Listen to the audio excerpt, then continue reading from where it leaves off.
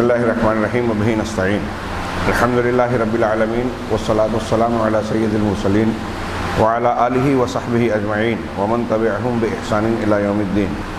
اعوذ باللہ من الشیطان الرجیم. بسم اللہ الرحمن الرحیم. اللہ لا الہ الا هو الحی القیوم لا تأخذہ سنۃ ولا نوم لہ ما فی السماوات وما فی الارض من ذا الذی یشفع عندہ الا بإذنہ.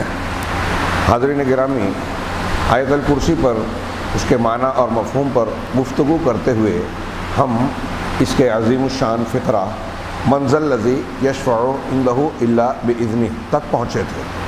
میں نے یہ بات بار بار دہرائی کہ آیت الکرسی کا ہر جملہ اپنے اندر توحید کی دلیل، معنی اور مفاہیم کا ایک گہرا سمندر سمیٹے ہوئے ہے، اور اللہ تبارک و تعالیٰ کی کوئی نہ کوئی عظمت، کوئی نہ کوئی کمال، خوبی، صفت اور نام کو بیان کرتا ہے.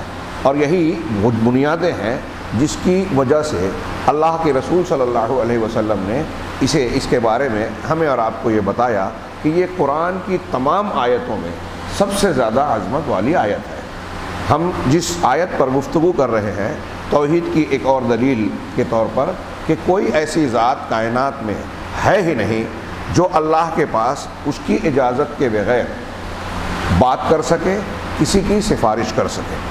یہ اللہ تعالیٰ کی کمال عظمت ہے کہ اس کی ہیبت، اس کا وقار، اس کا خوف اور خشیت مخلوقات پر اتنا زبردست ہوگا کہ کوئی خود اس کی اجازت کے بغیر بولنے کی جرأت و جسارت نہیں کر سکتا.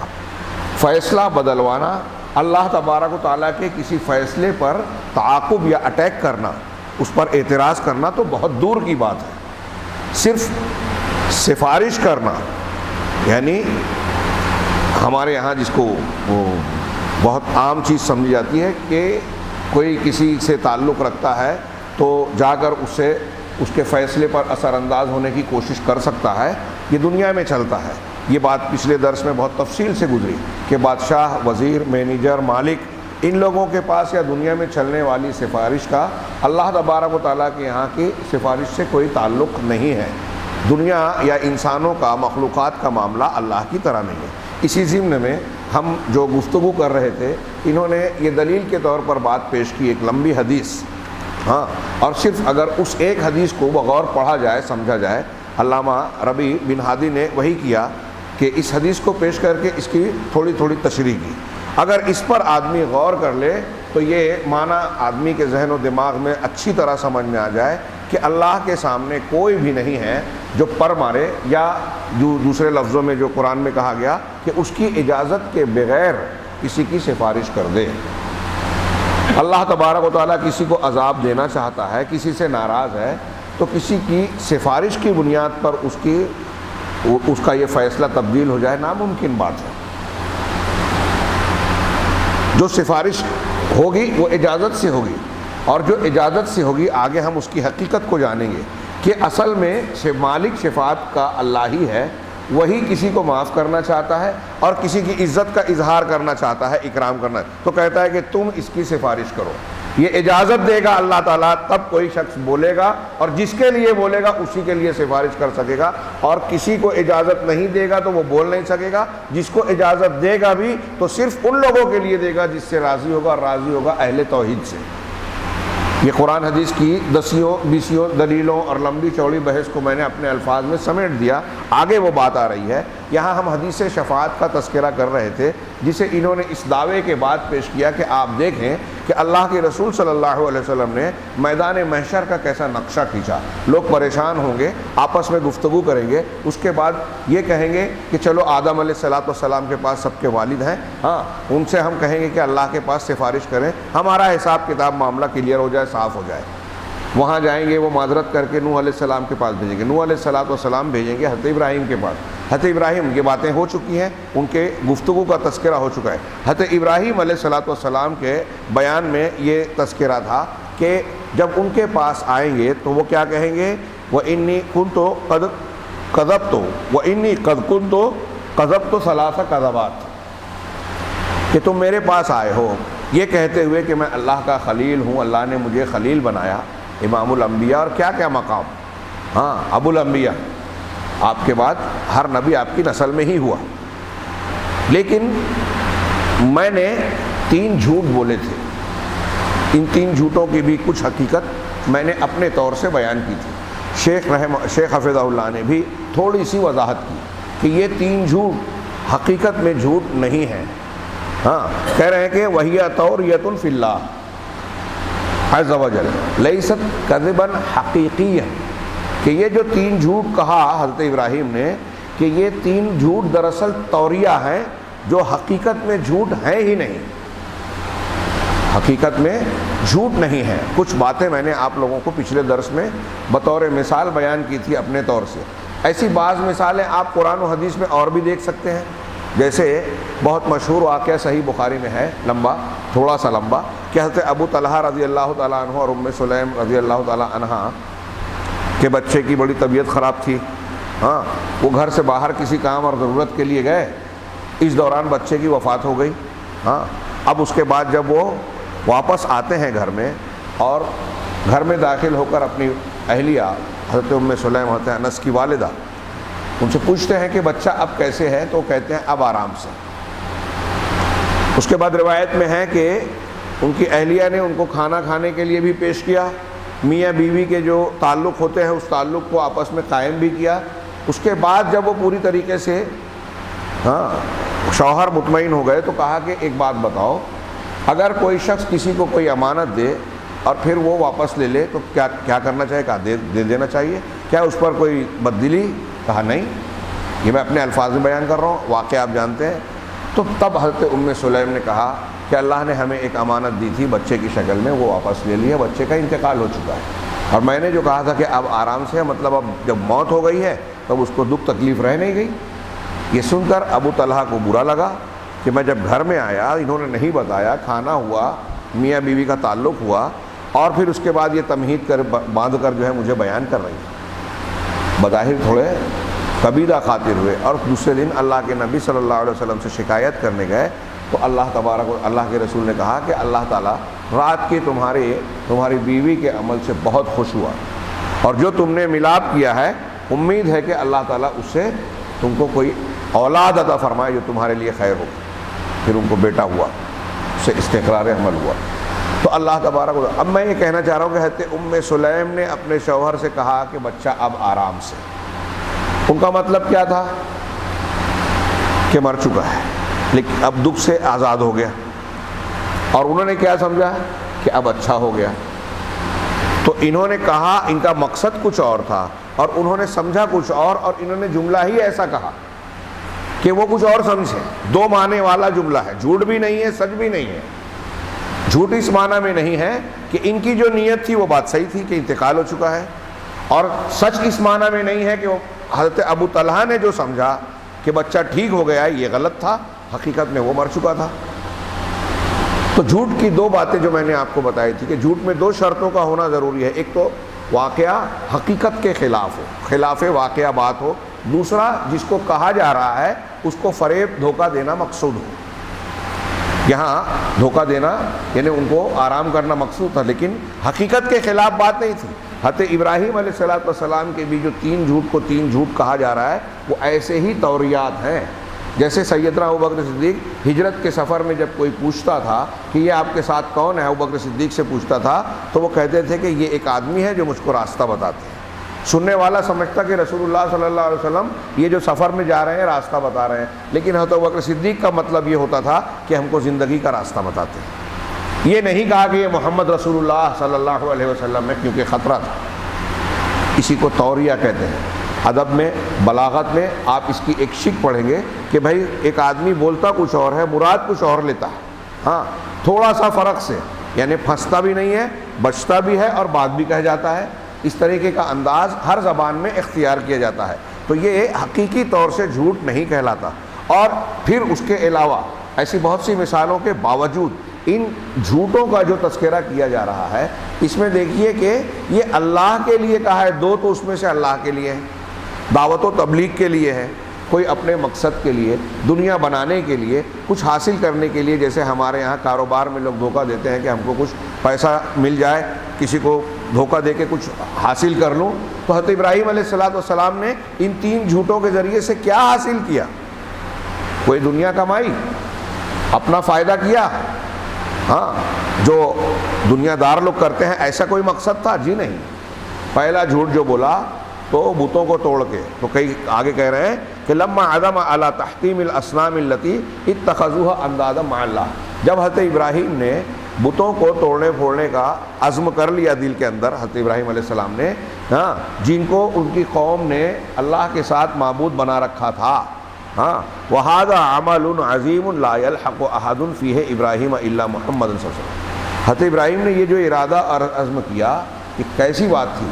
یہ ایسا عظیم معاملہ ہے، اتنا بڑا کام ہے، ہاں، بڑا عمل ہے، عظیم عمل ہے کہ اس معاملے میں حضرت ابراہیم علیہ السلام کی برابری جناب محمد رسول اللہ صلی اللہ علیہ وسلم کے علاوہ پوری انسانیت میں کوئی اور کر ہی نہیں سکتا۔ کہ اتنا عظیم کام ہے حضرت ابراہیم کا کارنامہ، یہ کام کسی اور نے نہ کیا، نہ جرأت ہوگی، اور اس کے اپنے پس منظر ہیں۔ ہاں، تو کہا حضرت ابراہیم کی برابری محمد علیہ السلام کے علاوہ کوئی نہیں کر سکتا جنہوں نے بتوں کو توڑا، بتوں کو نیست و نابود کیا۔ قال انی سقیم، جب حضرت ابراہیم نے یہ ارادہ کر لیا کہ میں ان کا تاللہ لأکیدن اصنامکم، یہ توڑنے سے پہلے قوم کے لوگوں سے کہا تھا کہ میں تمہارے بتوں کے تعلق سے چال چلوں گا۔ سورہ انبیاء میں آپ اٹھائیے، تو جب فلما قال انی سقیم، تو جب یہ ارادہ کر لیا اور قوم کے لوگ میلے ٹھیلے میں جانے لگے تو حضرت ابراہیم نے کہا میں بیمار ہوں۔ 3 جھوٹ میں سے ایک جھوٹ یہ ہے، اور یہ قرآن میں ہے۔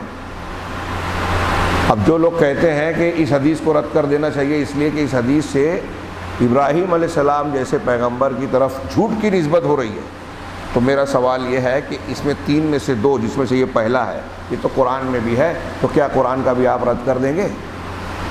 فنظر نظرۃ فی النجوم، ہاں، وقال انی سقیم، سورہ صافات کی آیت ہے قرآن مجید میں۔ تو جو بات قرآن میں موجود ہے اسی کو یہاں ذکر کیا حدیث میں، اور اسی کو جھوٹ بولا ہے۔ اب قرآن میں بھی وہ بات ہے، حدیث میں بھی وہ بات ہے۔ حدیث میں آپ کو اعتراض یہ ہے کہ اس کو جھوٹ بولا گیا ہے، اور آپ قرآن میں اس کی تعویل کرتے ہو کہ قرآن میں ہے تو اس کا یہ مطلب ہے، یہ مطلب ہے، یہ مطلب ہے۔ وہی بات یہاں بھی بول دیجئے۔ عقل لوگوں کی جب کام نہیں کرتی، ہاں، تو خطائیں اس طرح کی بڑی بڑی ہوتی ہیں۔ ہاں، جو کچھ بڑے علماء ہیں، میں نے بتایا تھا اس سے پہلے، علامہ فخر الدین رازی، مولانا آزاد، ہاں، اور مولانا ابو العلا مودودی صاحب کے بارے میں اس بارے میں کہا کہ ان کا تو ایسا بہت سا معاملہ ہے۔ ہاں، جواب دینے گئے، دفاع کرنے گئے، اور مخالف کی تھوڑی سی بات کو مان کے خود ہی کئی صحیح حدیثوں کا رد کر دیا مولانا ابو العلا مودودی صاحب نے۔ تو ان کے یہاں منہجیت نہیں ہے، علم حدیث کا گہرا علم نہیں ہے، لہذا ان کے یہاں آپ بے اصولیت پائیں گے۔ یہ جو میں اللہ کے گھر میں کہہ رہا ہوں ایک علمی بات کہہ رہا ہوں، آپ جب غور کریں گے، تحقیق اور مطالعہ کریں گے تو جو بات میں کہہ رہا ہوں اس کی اہمیت اور حقیقت معلوم ہوگی۔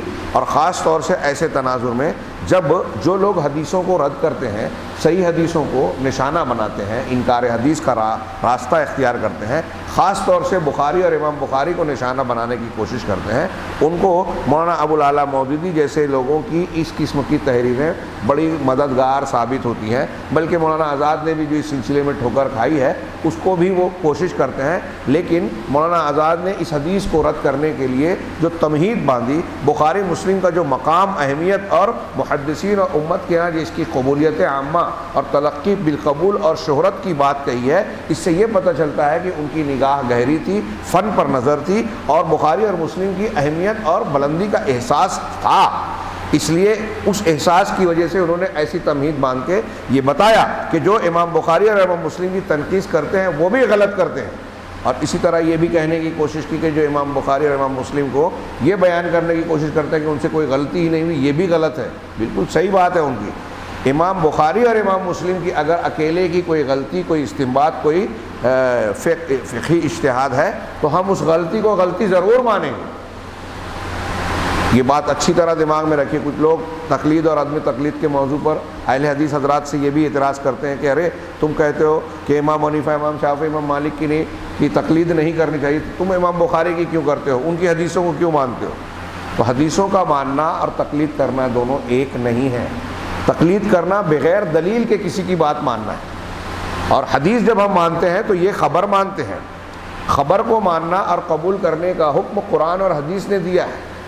ابھی میں اس بحث میں جاؤں تو لمبی ہو جائے گی۔ فَإِن جَاءَكُمْ فَاسِقٌ بِنَبَإٍ فَتَبَيَّنُوا وَأَشْهِدُوا ذَوَيْ عَدْلٍ مِّنكُمْ، ایسی اور بیسیوں دلیلیں ہیں جس کی بنیاد پر ہم یہ کہیں گے کہ خبر کو، جس کو ہم روایت کہتے ہیں، اس کو قبول کرنے کے لیے اصولوں پر پورا اترنے کے بعد سچے کی سچی خبر کو ماننا یہ قرآن حدیث کا حکم ہے۔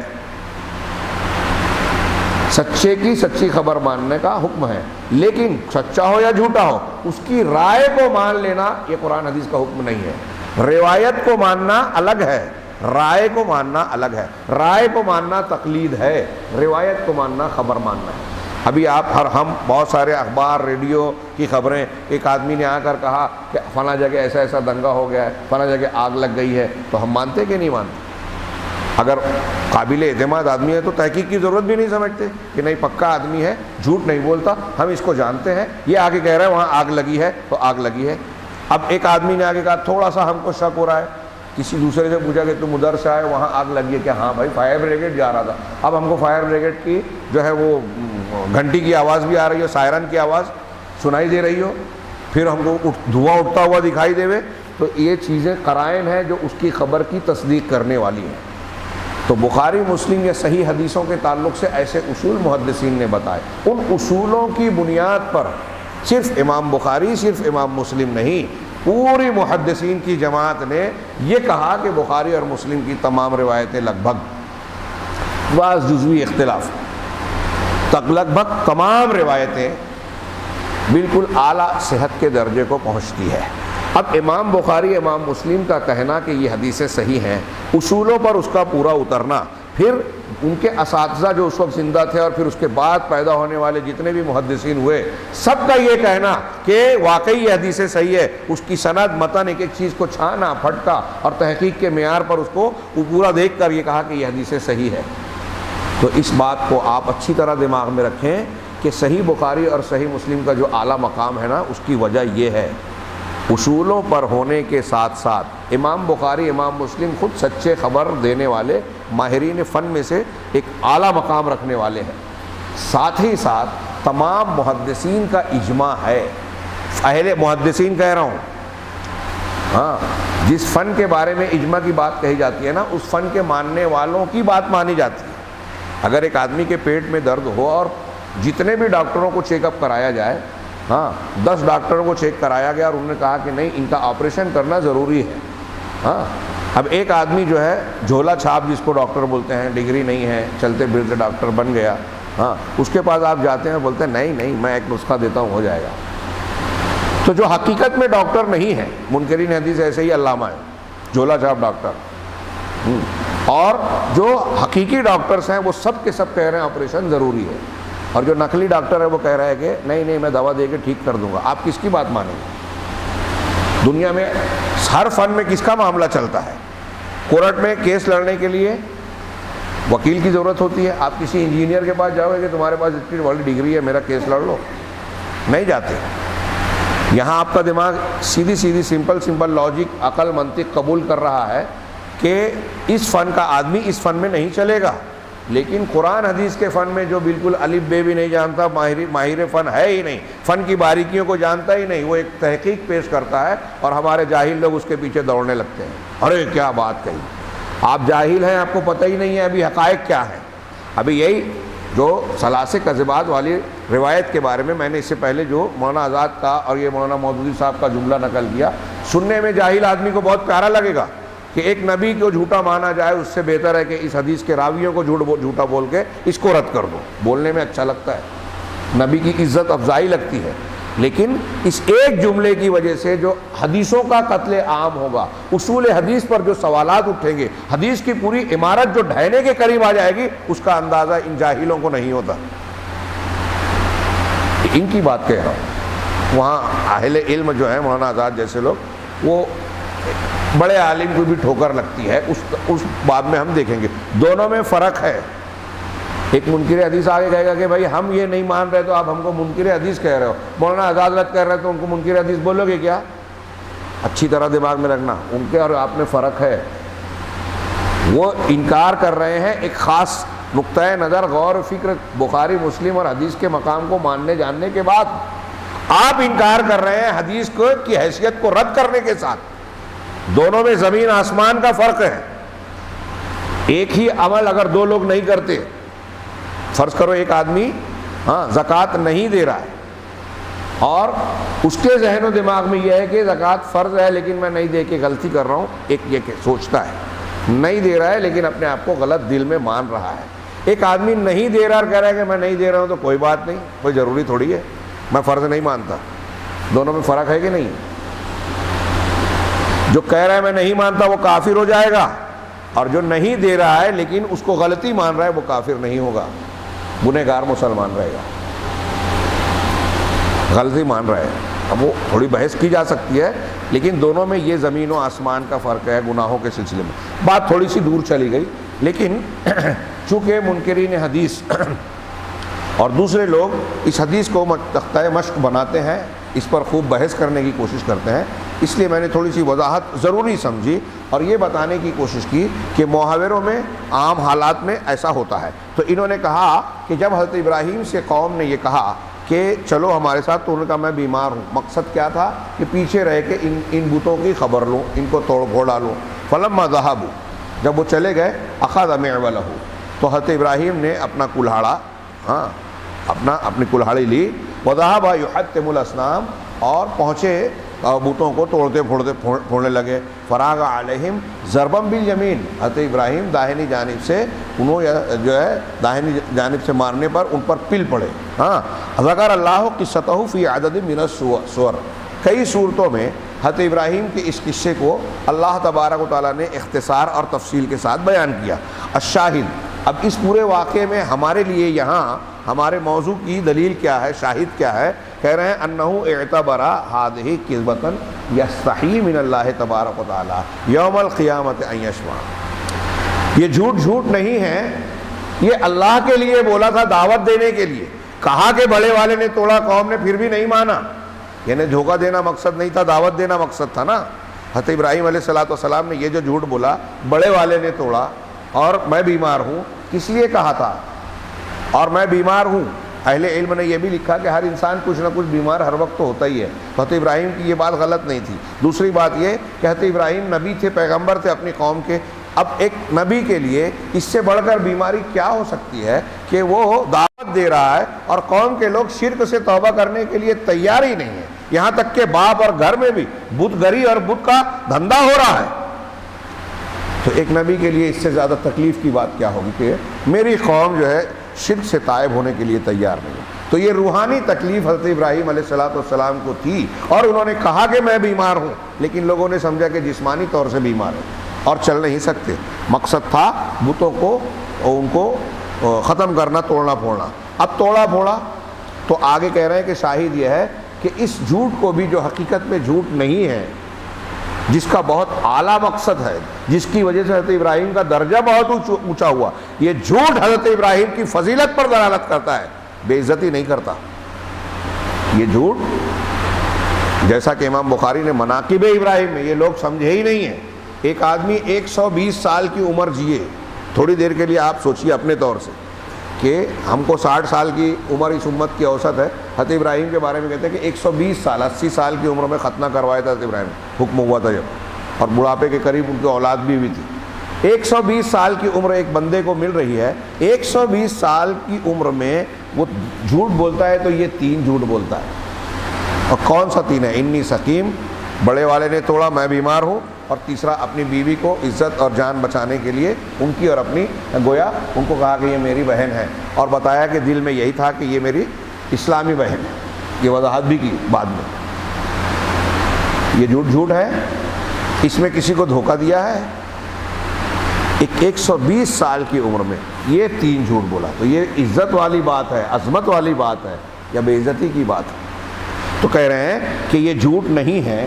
شاہد یہ ہے کہ حضرت ابراہیم جھوٹ نہ ہونے کے باوجود قیامت کے دن اس کی وجہ سے اللہ تعالیٰ کے سامنے شرماتے ہوئے سفارش سے اپنے آپ کو روک لیں گے. یہ ایمانی حیا ہے جس میں ایک قسم کا خوف اور خشیت بھی ہے. ہاں کہ قیامت کے دن سفارش کرنے سے معذرت کریں گے. ہاں ایک یہ جھوٹ تھا. ایک جھوٹ یہ تھا کہ جب انہوں نے اپنی ارض مبارک سے نکل کر عراق کے شہروں کی طرف ہجرت کی، مر اعلیٰ طاغیہ، تو ایک سرکش شخص پاس سے گزر ہوا، سلطان جبار، جو جبر اور قہر والا ایک بادشاہ تھا یا حکمراں تھا اپنے علاقے کا. قال لہ زبان، تو اس کے خصیص نگرانی کرنے والوں نے اور اس کے پہرے داروں نے اس سے کہا کہ یہاں ایک ایسا آدمی ہے جو اب ایک عورت کے ساتھ گزر رہا تھا، اور وہ عورت ایسی ہے کہ وہ آپ ہی کے لیے ہونا چاہیے، آپ ہی کے لیے ہونا مناسب ہے، وہ عورتوں میں بڑی سب سے حسین و جمیل عورت ہے. تو ابراہیم علیہ السلام نے اس خطرے کی بو کو محسوس کیا اور اس عورت سے کہا کہ اذا جئت عندہ، جب تم اس آدمی کے پاس پہنچنا تو تم کہنا کہ ان ھذا اخی، یہ میرے بھائی ہیں. لأن ابراہیم اعتقد لو عرف ان زوجہا، اس لیے کہ ابراہیم علیہ السلام کو یہ بات معلوم تھی. اعتقد یعنی ان کو اس بات کا یقین تھا، جس جملے کا معنی ہے، میں کہہ رہا ہوں کہ یہ معلوم تھا کہ اگر اس نے یہ جان لیا کہ یہ ان کے شوہر ہیں تو حضرت ابراہیم کو قتل کر دیتے. اگر یہ پتہ چل جاتا کہ یہ میاں بیوی ہیں تو اس عورت کو اپنے پاس رکھنے کے لیے، آپ کی اہلیہ کو علیہ السلام اپنے پاس رکھنے کے لیے حضرت ابراہیم کا قتل کر دیتا. لأنک انت اختی فی اللہ. اور پھر حضرت ابراہیم نے جب یہ کہا کہ تم مجھے اپنا بھائی کہنا، تو اس کی وجہ بھی بتائی کہ تو اللہ کے سلسلے میں اسلام کے رشتے سے میری بہن بھی ہے. ما ہونا مسلم الا انا وانتی، یہاں میرے اور تمہارے علاوہ کوئی مسلمان ہے ہی نہیں. علیہ السلام، یہ حضرت ابراہیم علیہ السلام کی وضاحت خود بخاری مسلم کی حدیثوں میں موجود ہے. لیکن کم عقل لوگ پڑھنے کو سمجھنے کو تیار نہیں. ہذہ اعتبرھا کذبۃ یخجل منھا یوم اس کو حضرت ابراہیم علیہ السلام نے جھوٹ مانا اور قیامت کے دن جھوٹ مان کر اس کی وجہ سے شرمندہ ہوں گے اللہ کے سامنے. کم یکذب الانسان فی ایام حیاتی، یہاں بیچ میں ایک اور بھی سبق اور درس کے طور پر ہمارے اور آپ کو جھنجھوڑنے کی کوشش کی. علامہ ربی نے کہا کہ ایک انسان اپنی زندگی میں، آپ اور ہم جیسے لوگ، ایک انسان اپنی زندگی میں کتنے جھوٹ بولتا ہے. وَيَنْسَى كُلَّ هَذَا الْكَذِبِ، اور یہ سارے جھوٹ بھول جاتا ہے. حضرت ابراہیم کے 3 جھوٹ کی حقیقت ہم نے پڑھی کہ حقیقت میں وہ جھوٹ نہیں ہے، توریہ ہے، اور اس کی توجیحات بھی کی اور اپنے لیے بھی نہیں کیا، دین کے لیے کیا. اور آخری والا کیا بھی تو اپنی جان اور اپنی بیوی کی عزت کے لیے، کہ کوئی ناجائز کام نہیں تھا، کوئی دھوکہ جھوٹ اور فریب نہیں تھا. لیکن اس پر بھی حضرت ابراہیم شرمندہ ہو گئے. قیامت کے دن کی ہولناکی کا اندازہ لگائیے، اللہ کے دربار میں پیشی کی کیسی نزاکت ہوگی، اس کو اپنے تصور میں لائیے اور سوچئے کہ ہم اور آپ اور دوسرے انسان روزانہ کتنے جھوٹ بولتے ہیں. کیا حال ہوگا قیامت کے دن، کیسے ہم اللہ کا سامنا کریں گے اور جواب دیں گے. کہہ رہے ہیں ہم اللہ کی پناہ میں آتے ہیں، پناہ چاہتے ہیں اس جھوٹ سے جو کہ بہت ہی سب سے خبیث صفات میں سے ایک صفت ہے. جھوٹ کا لفظ کذب یہ بہت جامع ہے، اور اگر غور سے دیکھا جائے تو جو دنیا میں شرک سے لے کر چھوٹی چھوٹی برائیوں تک کہیں نہ کہیں آپ کو گناہ کی جو بھی شکل نظر آتی ہو، اس میں کسی نہ کسی طرح سے جھوٹ بھی نظر آئے گا اور ظلم بھی نظر آئے گا. تو آگے کہہ رہے ہیں بلکہ یہ جھوٹ جو ہے اللہ تعالیٰ کے ساتھ کفر کرنے کے ارکان میں سے ایک رکن ہے. اور حضرت ابراہیم علیہ السلام نے ایسا جھوٹ بولا نہیں تھا، بلکہ یہ تو توریہ تھا اور سب کے سب اللہ تبارک و تعالیٰ کے بارے میں تھا، دین کی خاطر تھا، جائز مقصد کے تحت تھا. اس کے باوجود اسے پیش کر کے حضرت ابراہیم علیہ السلام معذرت کریں گے کہ میں نہیں کر سکتا. اب حضرت ابراہیم جیسا انسان ایسی بنیاد، اس بنیاد پر قیامت کو کہے گا نفسی نفسی نفسی. جاؤ موسیٰ کے پاس، میں نے 3 جھوٹ بولا تھا، میں نے ایسا کیا تھا. تو اب سوچئے حضرت ابراہیم علیہ السلام سے کے مقابلے میں بزرگان دین، اولیاء اور صالحین کی کیا حیثیت ہے. کیا ان کو آپ بولیں گے اور قیامت کے دن آپ کی وہ سفارش کر کے اگر اللہ تعالیٰ آپ سے ناراض ہو، ہم سے ناراض ہو، اللہ ہمیں محفوظ رکھے اپنی ناراضگی سے، اپنے عذاب سے محفوظ رکھے. اگر اللہ تعالیٰ کسی بندے سے ناراض ہو، عذاب میں اور جہنم میں ڈالنے کا فیصلہ کر لے، تو کیا کوئی نبی پیغمبر جن کا یہ حال ہے وہ اللہ کو بولیں گے نہیں نہیں نہیں نہیں اس کو ایسا مت ڈال؟ کر سکتا ہے؟ دنیا میں اللہ کے فیصلے کو کوئی بدلوانے کی قوت رکھتا ہے کہ فلاں کو اولاد نہیں دی، اللہ تو دے، دینا پڑے گا، مان لے میری بات. اور اللہ دینا نہیں چاہتا تھا لیکن اب اس کے بولنے سے اپنا ارادہ فیصلہ بدل دے گا، اپنی تقدیر کے فیصلے کو تبدیل کر دے گا. کیا کوئی ایسا مانتا ہے؟ اگر کوئی ایسا مانتا ہے تو اللہ کو نہیں مانتا، اللہ کو نہیں پہچانتا، اللہ تبارک و تعالیٰ کی قدر اور منزلت، کبریائی نہیں جانتا، اس کی کمال عظمت کو نہیں جانتا. من ذا الذی یشفع عنده الا، کوئی ایسا ہے ہی نہیں جو اللہ کے جناب میں، اس کے دربار میں اس کی اجازت کے بغیر منہ کھولے کسی کی سفارش کرے. اب حضرت ابراہیم جیسا شخص کہے گا اذهبوا الی غیری، میرے علاوہ کسی اور کے پاس جاؤ. اذهبوا الی موسیٰ، موسیٰ علیہ السلام کے پاس جاؤ. فیأتون موسیٰ، وہ موسیٰ کے پاس آئیں گے. فیقول، کہیں گے یا موسیٰ انت رسول اللہ فضلک اللہ برسالتہ وبکلامہ علی الناس، اللہ تعالیٰ نے آپ کو جو فضیلت بخشی ہے اپنی رسالت کے ذریعے سے، اپنے کلام کے ذریعے سے، لوگوں کے مقابلے میں آپ کو یہ فضیلت دی کہ آپ کو رسالت سے نوازا، عام لوگ نہیں ہیں، اور آپ کو کلام کے شرف سے نوازا، آپ کلیم اللہ ہیں. حضرت موسیٰ کے ساتھ اللہ کے کلیم ہونے میں اللہ کے رسول شامل ہے. معراج میں آپ نے بات کی تھی. حضرت ابراہیم کو خصوصیت حاصل ہے خلیل ہونے کی، خلیل الرحمن، خلیل اللہ. یہ اس خصوصیت میں حضرت ابراہیم کے ساتھ اللہ کے نبی محمد رسول اللہ صلی اللہ علیہ وسلم شامل ہے. تو یہاں اسی فضیلت کا ذکر کرتے ہوئے لوگ کہیں گے حضرت موسیٰ سے کہ آپ رسول ہیں، اولو العزم رسول. میں نے یہ کہا تھا کہ دیکھیے میدان محشر میں جن لوگوں کے پاس جا رہے ہیں وہ ایسی شخصیات ہیں جن کا درجہ رسولوں میں بھی اونچا ہے، اولو العزم رسول. حضرت آدم کے بعد نوح علیہ السلام، پھر ابراہیم علیہ السلام، اور اب موسیٰ علیہ السلام. ان کے پاس آئیں گے، آپ کو رسول بنایا، لوگوں پہ فضیلت دی، آپ کو کلیم بنایا، کلیم اللہ ہیں آپ. ہاں، اشفع لنا الی ربک، آپ پر اپنے رب کے پاس ہمارے لیے سفارش کیجئے.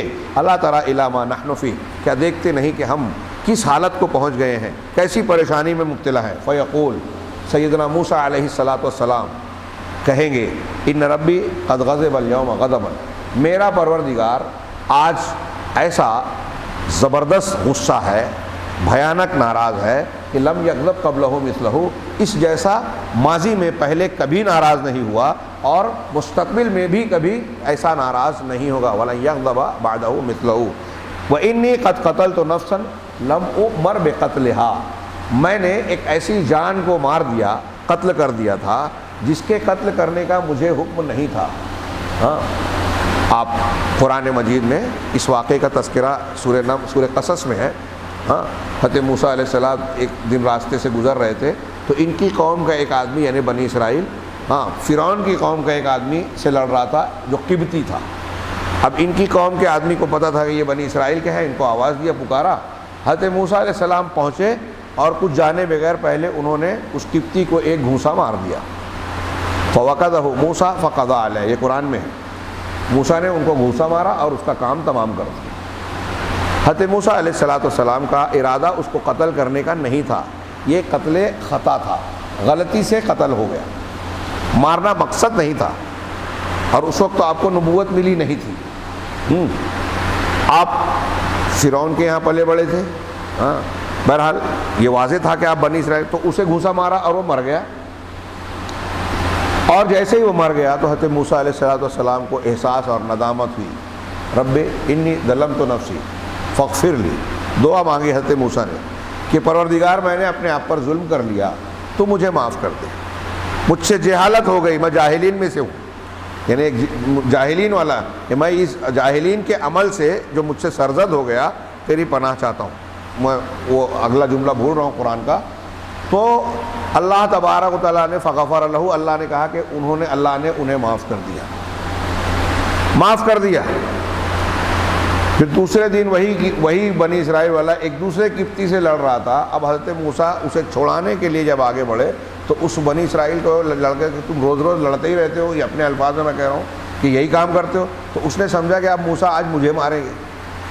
تو اس کے منہ سے نکلا کہ کل جس طرح موسیٰ تو نے ایک آدمی کو مارا تھا، آج مجھے مارنے چاہتے ہو کیا؟ اب اس قبطی نے سن لیا کہ مطلب کل جو آدمی مرا تھا وہ مرنے والا ان کے ہاتھ سے. اور پھر اس نے یہ خبر فرعون کو پہنچا دی، دربار تک پہنچا دی. تب وہاں سے ایک آدمی دوڑتا ہوا آیا اور موسیٰ سے کہا کہ تم نکل جاؤ، تم کو گرفتار کرنے اور پکڑنے کے لیے آ رہے ہیں. اور پھر تبھی حضرت موسیٰ علیہ السلام نے مصر سے ہجرت کی، مدین پہنچے. یہ پورا واقعہ ہے. تو حضرت موسیٰ علیہ السلام پھر واپسی مدین سے واپسی میں آپ طور پہ گئے اور نبوت ملی، آپ کو معجزہ دیا گیا، یہ پورا واقعہ ہے۔ اس سے پہلے کا یہ واقعہ ہے کہ قتل ہوا، اور یہ قتل غلطی سے ہوا تھا، اور اس وقت آپ نبوت سے نہیں سرفراز ہوئے تھے، اور پھر بھی حضرت موسیٰ نے معافی مانگی اور اللہ نے معاف کر دیا، قرآن میں بھی اس کا ذکر ہے۔ پھر بھی کہہ رہے ہیں کہ نفسی نفسی نفسی، میرا نفس، میرا کیا حال ہوگا، اذهبوا الی غیری، میرا نفس میرا نفس میرا نفس، اذهبوا الی غیری، میرے علاوہ کسی اور کے پاس جاؤ، اذهبوا الی عیسیٰ، عیسیٰ کے پاس جاؤ، فیاتون عیسیٰ، پھر وہ حضرت عیسیٰ علیہ السلام کے پاس جائیں گے اور کہیں گے اے عیسیٰ انت رسول اللہ، آپ اللہ کے رسول ہیں، وکلمتہ القاها الی مریم وروح منہ، اور اللہ کا کلمہ ہے جس کو مریم کی طرف القا کیا اور اس کی روح ہے۔ یہاں حضرت عیسیٰ علیہ السلام کو کلمۃ اللہ اور روح اللہ کہا جاتا ہے۔ اس پر دو تین گفتگو تھی، ایک تو یہ جو سرسری سا پیش کروں کہ اللہ کے کلمے سے وہ پیدا ہوئے، اللہ کی روح سے پیدا ہوئے۔ یہ صوفیہ اس کو بولتے ہیں کہ اللہ کی روح، یعنی ہمارے اندر اللہ کی روح آ گئی، نعوذ باللہ من ذالک۔ اس سے وحدت الوجود اور حلول والا عقیدہ ثابت کرنے کی کوشش کرتے ہیں۔ تو یہ اللہ کی روح میں اس سے پہلے بیان کر چکا، یہ کہ اللہ کی مخلوق ہے۔ دوسری بات کہ ہم بھی اللہ کے کلمہ کن سے پیدا ہوئے، ہمارے اندر بھی جو روح ہے وہ اللہ کی دی ہوئی، اللہ کی ہی روح ہے، دی ہوئی، پیدا کی ہوئی، اللہ کے ذات سے نکلی ہوئی نہیں، جیسا کہ صوفی لوگ بولتے ہیں، بہت بڑی گمراہی ہے وہ۔ ہاں، تو وہ روح بھی ہمارے، تو پھر حضرت عیسیٰ کی خصوصیت کیوں ہے؟ ہاں، بس اتنی بات اختصار کے ساتھ کہ چونکہ حضرت عیسیٰ علیہ السلام کی ولادت عام معمول سے ہٹ کر بغیر باپ کے ہوئی، اس لیے ان کو اس خصوصیت، خصوصی نام سے پکارا گیا، ورنہ ماں باپ کے ملاپ سے ہم آپ سارے انسان پیدا ہوتے ہیں، اور جو پیدا ہوتے ہیں وہ بھی اللہ کی دی ہوئی روح سے پیدا ہوتے ہیں۔ فرشتہ ہی آ کے اس روح کو اللہ کی طرف سے، اللہ کے حکم سے ڈالتا ہے، اور اللہ کے حکم اور کلمے سے ہی اس کی پیدائش ہوتی ہے۔ تو ہم سب اس اعتبار سے اللہ کا کلمہ اور اللہ کی روح سے ہی ہیں، لیکن حضرت عیسیٰ علیہ السلام کو یہ خصوصیت تھی کہ بغیر باپ کے پیدا ہوئے، اس لیے یہ نام ان کو دیا گیا، ان کی خصوصیت ظاہر کرنے کے لیے، اور اللہ نے واقعی ان کو یہ مقام ایک نشانی بنا کر ان کو پیدا کیا۔ ہاں، حضرت مریم اور حضرت عیسیٰ علیہ السلام کو قرآن میں کئی مقامات پر اللہ کی نشانی کہا گیا ہے، تو لوگوں کے لیے نشانی کے طور پر کہ دیکھیے یہ اللہ کی قدرت سے کوئی بعید نہیں ہے۔ تو آپ اللہ کا کلمہ اور اس کی روح ہیں جس کو اللہ نے مریم کی طرف القا کیا۔ وَكَلَّمْتَ النَّاسَ فِي الْمَهْدِ صَبِيًّا، اور اللہ نے آپ کو ایک خصوصیت یہ بھی عطا فرمائی کہ آپ نے مہد میں، گود میں، بچپن میں شیر خواری کی حالت میں لوگوں سے بات کی، اشفع لنا، آپ ہم سے سفارش کیجئے، ہمارے لیے سفارش کیجئے، اللہ تری الی ما نحن فیہ، کیا دیکھتے نہیں کہ ہم کس حالت کو پہنچ چکے ہیں۔ فیقول عیسیٰ، تو عیسیٰ علیہ السلام کہیں گے ان ربی قد غضب اليوم غضبا لم یغضب قبلہ مثلہ ولن یغضب بعدہ مثلہ، وہی جملہ جو ہر نبی کہے گا کہ میرا پروردگار آج بہت شدید غصہ ہے، نہ اس سے پہلے اتنا زیادہ غصہ ہوا تھا اور نہ بعد میں اتنا غصہ ہوگا۔ ولم یذکر ذنبا، لیکن یہاں ایک خاص بات یہ کہ حدیث میں ہی ہے کہ حضرت عیسیٰ علیہ السلام کا کوئی گناہ یا کوئی غلطی یہاں مذکور نہیں ہے۔ جیسے ہر نبی کہے گا نا میں نے فلاں غلطی کی تھی تو مجھے اپنے آپ پر ڈر ہے، حضرت عیسیٰ اپنی کوئی غلطی ذکر کیے بغیر کہیں گے نفسی نفسی نفسی، میرا نفس میرا نفس میرا نفس، یعنی خوف، خطرہ، شرمندگی انہیں بھی ہوگی۔ اذهبوا الی غیری، آپ میرے علاوہ کے پاس جاؤ، اذهبوا الی محمد صلی اللہ علیہ وسلم، جاؤ محمد صلی اللہ علیہ وسلم کے پاس، فیقولون، تو وہ کہیں گے یا محمد، یعنی اب آخر میں جناب محمد رسول اللہ صلی اللہ علیہ وسلم کے پاس آئیں گے اور وہاں کہیں گے یا محمد انت رسول اللہ وخاتم الانبیاء وقد غفر اللہ لک ما تقدم من ذنبک وما تاخر، کہ اے محمد آپ اللہ کے رسول ہیں، خاتم الانبیاء ہیں۔ اس سے پتہ چلا کہ جو خصوصیت پچھلے نبیوں کی ذکر کی تھی اس میں نبی کریم صلی اللہ علیہ وسلم کی یہ ایسی خصوصیت ہے جو آپ کا درجہ سب سے اونچا بناتی ہے۔ خاتم الانبیاء یا خاتم النبیین ہونا آپ کا سب سے اعلیٰ درجہ ہے۔ آپ خلیل اللہ بھی ہیں، کلیم اللہ بھی ہیں، لیکن آپ کا سب سے اونچا درجہ خاتم النبیین سے ظاہر ہوتا ہے۔ تو آپ اللہ کے رسول ہیں، خاتم الانبیاء ہیں، اور اللہ تعالیٰ نے آپ کے اگلے پچھلے گناہ معاف کیے ہیں۔ اس کے دو تین طریقے سے ترجمے کیے جاتے ہیں کہ کیا اللہ کے رسول کا گناہ تھا؟ ہاں، تو گناہ یعنی جو غلطیاں ہوئیں، جیسے آپ نے کہہ دیا کہ میں شہد نہیں پیوں گا تو اللہ تعالیٰ نے کہا کہ آپ وہ کیوں حرام کرتے ہو جو اللہ نے حلال کیا، تو اس طرح کی نبوت کے ہوتے ہوئے جو خطائیں ہوئی ہیں جو جان بوجھ کر نہیں ہوئی، اور کوئی نبی جو ہے وہ منکر فاحشہ یا گناہ کبیرہ اس طرح کا جو دنیا دارانہ قسم کا ہوتا ہے، ایسا کوئی گناہ کوئی نبی نہیں کرتا۔ ان سے جس کی جو بھی غلطیاں اگر ہوئی بھی ہیں بشری تقاضے سے تو وہ اجتہادی انداز کی ہیں، جیسے حضرت یونس علیہ السلام اللہ کی اجازت کے ملنے سے پہلے نکل گئے، ایسی غلطیاں ہوئی ہیں۔ یہ جو توریت انجیل میں تحریف کر کے اور بعض دنیا کے لوگ انبیاء کی طرف ایسے گناہوں کو منسوب کرتے ہیں، زنا، عورتوں سے ناجائز تعلق اور اس قسم کی حرکتیں، اس سے کوئی نبی جو ہے آلودہ کبھی نہیں ہوتا، اس سے پاک اور بلند ہوتے ہیں۔ کوئی منکر اور فاحش کام کبھی کوئی نبی نہیں کرتا، اور کسی نبی سے ایسی غلطی نہیں ہوئی ہے۔ شراب پینا، زنا کرنا یا اس قسم کی غلطیوں سے وہ دور ہوتے ہیں۔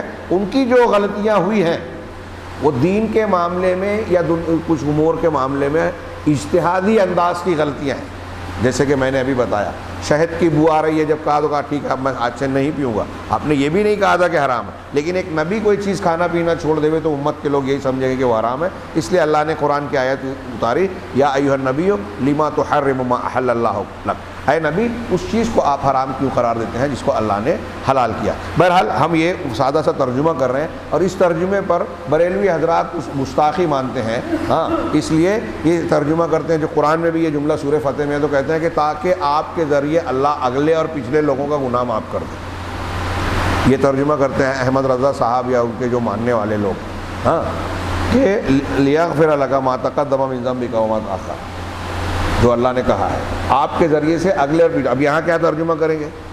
وقد غفر اللہ لک، اللہ نے آپ کی بخشش کر دی، ما تقدم من ذنبک وما تأخر، جو آپ کے گناہ مقدم ہوئے اور جو مؤخر ہوئے۔ تو میں عرض کر رہا ہوں کہ جو اصولی اعتبار سے جس غلطی کو غلطی کہا جائے وہ، یا اس کی جو اور بھی توجیحات اہل علم نے کی ہے صحیح توجیحات، ہم اس کے مطابق اس کا ترجمہ کرتے ہیں کہ آپ کے اگلے پچھلے گناہ صاف ہیں، معاف ہیں۔ اشفع لنا، کہیں گے کہ ہمارے لیے سفارش کیجئے اپنے پروردگار کے پاس۔ محمد صلی اللہ علیہ وسلم سے آخر میں آگے کہہ رہے ہیں الا تری الی ما نحن فیہ، کیا آپ دیکھتے نہیں کہ ہم کس حالت میں ہیں؟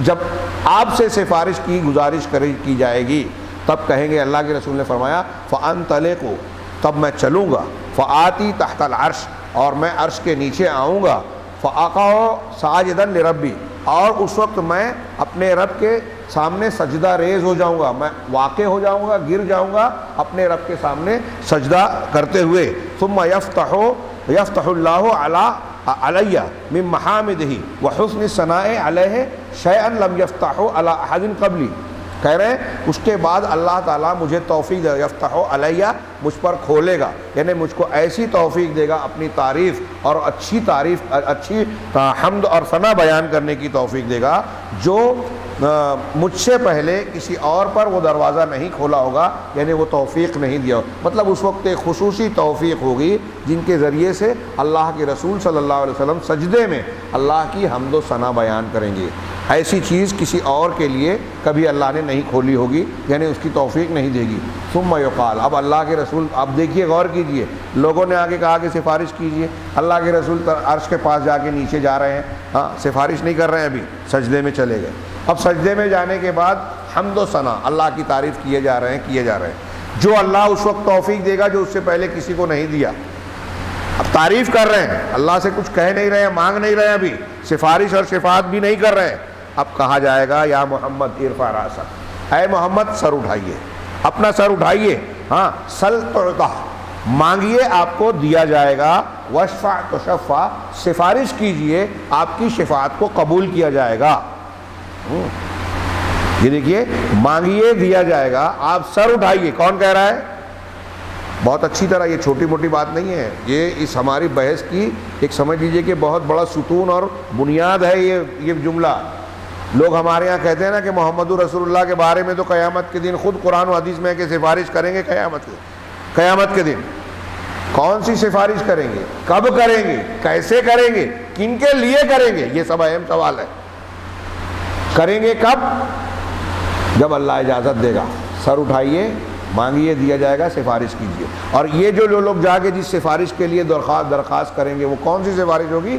یہ پوری کائنات کے لیے، جس میں سارے انبیاء کی ساری امتیں، امت محمدیہ کے ساتھ ساتھ پچھلے اور پچھلے لوگ بھی، اگلے تو آخر تک تو امت محمدیہ ہوگی، پوری امت محمدیہ کے ساتھ پچھلے لوگ بھی شامل ہوں گے، جن کے لیے اللہ کے رسول کی یہ سفارش ہوگی حساب و کتاب والی۔ یہ حساب و کتاب کے لیے سفارش ہوگی، یہ بخشش اور معافی کے لیے نہیں ہوگی۔ لیکن آگے اسی روایت میں کچھ لوگوں نے آگے پھر ایک تذکرہ کیا ہے کہ پھر بعد میں اللہ کے رسول اپنی امت کے گنہگار لوگوں کے لیے بھی سفارش کریں گے اجازت ملنے کے بعد۔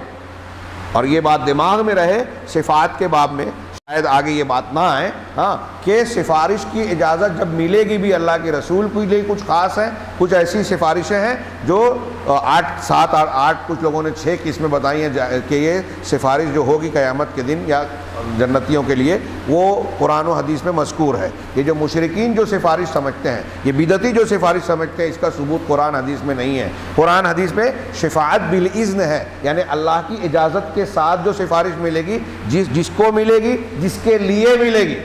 مشرک کے لیے یہ بات قرآن حدیث کی کئی دلیلوں سے ثابت ہے کہ جس شخص نے شرک کیا ہوگا اس کے لیے سفارش کی اجازت نہیں ملے گی۔ بدعتیوں کو تو اللہ کے رسول حوض کوثر سے ہی بھگائیں گے، فرشتے بھگائیں گے، اور بعد میں جب پتہ چلے گا کہ یہ بدعتی ہیں تو آپ کہیں گے کہ ہاں دوری ہو جس نے میرے بعد میرے دین کو بدل دیا۔ تو مشرک کے لیے اجازت نہیں ملے گی۔ اس کی کئی دلیلیں ہیں، فی الحال موقع نہیں ہے۔ کہا اب یہ آگے پوری روایت کر دوں اس وقت، فَأَرْفَعُ رَأْسِي، تب میں سر اٹھاؤں گا۔ جب کہا جائے گا اے محمد سر اٹھائیے، مانگیے دیا جائے گا، سفارش کیجئے قبول کی جائے گی، تو میں اپنا سر اٹھاؤں گا اور کہوں گا امتی یا رب، امتی یا رب، اے پروردگار میری امت، اے پروردگار میری امت، میری امت اے پروردگار۔ اللہ کے رسول کو اپنی امت کی کتنی فکر ہے، دنیا میں بھی امتی امتی امتی، یہاں ہر شخص میں بولتا ہے دنیا میں۔ قیامت کے دن اب دیکھیے اسی حدیث کی روشنی میں اللہ کے رسول صلی اللہ علیہ وسلم کے مقام کو بھی ظاہر کرنے والی بات ہے، اور رسول اللہ صلی اللہ علیہ وسلم کی اپنی امت اور آپ سے اور ہم سے محبت اور فکر کا بھی اظہار ہوتا ہے۔ اس رسول سے کیسی محبت ہونی چاہیے ہماری کہ دیگر انبیاء، یہ ان کی بے عزتی نہیں ہے، اللہ کے خوف اور اس کی حیا کی بنیاد پر ان کے پاس جب جائیں گے تو ہر نبی کیا کہے گا؟ نفسی نفسی نفسی، میرا نفس میرا نفس میرا نفس، میری جان میری جان میری جان، اور اللہ کے رسول کہیں گے میری امت میری امت میری امت۔ آپ اپنی بجائے اپنی امت کی بات کہیں گے، کتنی بڑی بات ہے، غور کیجئے۔ اللہ کے رسول کہیں گے امتی یا رب امتی یا رب، فیقال یا محمد۔ یہ کچھ لوگ کہتے ہیں کہ چونکہ محدثین نے یہاں اس کا تذکرہ عام طور سے اس روایت میں آگے کا ذکر کیا ہے، پہلے جو اجازت ملے گی تو وہ شفاعت کبریٰ کے لیے سب سے بڑی سفارش، یہ صرف کائنات میں اللہ کے رسول صلی اللہ علیہ وسلم اکیلے کے لیے خاص ہے، کسی اور کو یہ اجازت نہیں ملے گی، تو وہ ایک سفارش ہو جائے گی۔ اور یہ آگے کی بات ہے، امتی امتی آپ کہیں گے، پھر سجدے میں گر جائیں گے آپ، اور آپ سے کہا جائے گا تو کہا جائے گا یا محمد ادخل من امتک من لا حساب علیہم من الباب الایمن من ابواب الجنہ، اے رسول اے محمد اپنی امت کے ان لوگوں کو جن پر کوئی حساب نہیں ہے، اعلیٰ ایمان والے 70,000 لوگ جن کی توحید مکمل ہوگی، صرف اللہ پہ بھروسہ کرتے ہیں، اور حدیث میں ہے کہ وہ پھونک جھاڑ نہیں کرتے، شگون نہیں لیتے اور داغتے نہیں ہیں، صرف اللہ پر بھروسہ کرتے ہیں، ایسے لوگ بغیر حساب کے جنت میں جائیں گے، اعلیٰ توکل والے، اعلیٰ ایمان والے۔ تو جن پر حساب نہیں ہے تو ان کو جنت کے داہنے دروازے سے، جنت کے دروازوں میں سے داہنے دروازے سے جنت میں داخل کر دے۔ وَهُمْ شُرَكَاءُ النَّاسِ فِي مَا سِوَى ذَلِكَ مِنَ الْأَبْوَابِ، یہ تو ایک خصوصیت ہوگی، اور باقی جو دروازے ہیں اس میں یہ تمہاری امت کے لوگ شریک ہیں، سب دوسرے دروازوں میں، یعنی دوسرے کسی بھی دروازے سے کوئی بھی جا سکتا ہے جنتی، دوسرے لوگ بھی جائیں گے، لیکن اس سے صرف وہ لوگ جائیں گے جن کا حساب و کتاب نہیں ہے۔ اب یہاں اس روایت کی، یہ روایت کے آخر کے حصے کے الگ الگ الفاظ مختلف روایتوں میں ہیں، ہاں یہاں آگے تبصرہ کر رہے ہیں کہ موسیٰ علیہ السلام عذر پیش کریں گے، اس لیے کہ انہوں نے ایک حد سے تجاوز کرنے والے قبطی کافر کو قتل کر دیا تھا، ہاں قتلہ بغیر اذن من اللہ، اللہ کے حکم اور اجازت کے بغیر اسے قتل کر دیا تھا، اگرچہ خطا اور غلطی سے کیا، ہاں فاعتبر ھذا ذنبا، لیکن حضرت موسیٰ نے اس کو گناہ شمار کیا، اس پر شرمندہ ہوئے، اور اس شرمندگی کی وجہ سے یہ مستقبل میں ہوگا لیکن ماضی کے صیغے سے ترجمہ کر رہا ہوں تو فعل بھی ہے کہ قیامت کے دن جو یہ اس حدیث میں روایت میں ہے کہ شرمندہ ہوں گے اور اس کی بنیاد پر شفاعت کرنے سے عذر کریں گے کہ میں نہیں کر سکتا۔ اسی طرح اس کو احالہ کریں گے، لوگوں کو آگے بھیجیں گے حضرت عیسیٰ علیہ السلام کی طرف، اور حضرت عیسیٰ علیہ السلام اس معاملے کا احالہ کریں گے، یعنی لوگوں کو بھیجیں گے جناب محمد رسول اللہ صلی اللہ علیہ وسلم کے پاس، اور وہ کہیں گے انا لہا۔ ہاں ایک دوسری حدیث میں ہے بخاری کی روایت میں کہ انا لہا، کہ میں اس کے لیے ہوں، یعنی گویا آپ کو علم میں ہوگا کہ اس کی اجازت آپ کو ملے گی۔ ہاں پھر آپ جائیں گے سجدے میں، عرش کے نیچے سجدے میں گر جائیں گے، وَيَدْعُو دُعَاءً طَوِيلًا۔ شیخ کہہ رہے ہیں کہ آپ دعا کریں گے اور دعا کرتے جائیں گے، ایک لمبی دعا۔ ہاں ثُمَّ يَسْتَأْذِنُ فِي الشَّفَاعَةِ، پھر آپ شفاعت کی اجازت طلب کریں گے، اجازت مانگیں گے کہ میں سفارش کروں۔